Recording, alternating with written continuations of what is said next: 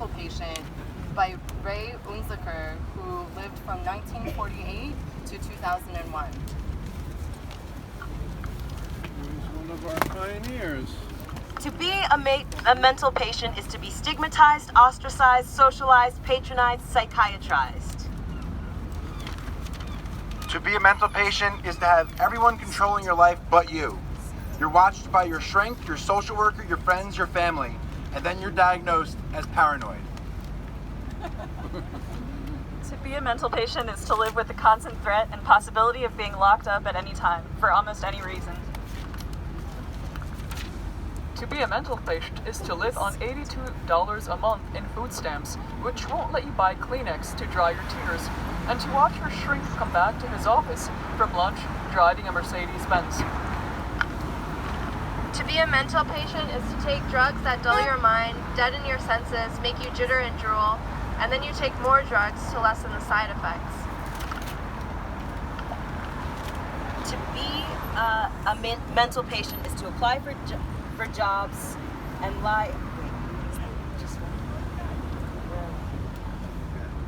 To be a mental patient is to apply for jobs and lie about the last few months or years because you've been in the hospital and then you don't get the job anyway because you're a mental patient. To be a mental patient is not to matter. To be a mental patient is never to be taken seriously. To be a mental patient is to be a resident of a ghetto, surrounded by other mental patients who are as scared and hungry and broke and bored as you are.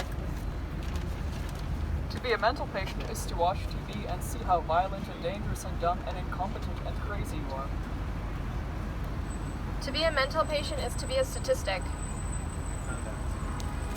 To be a mental patient is to wear a label, and that label never goes away. A label that says little about what you are and even less about who you are.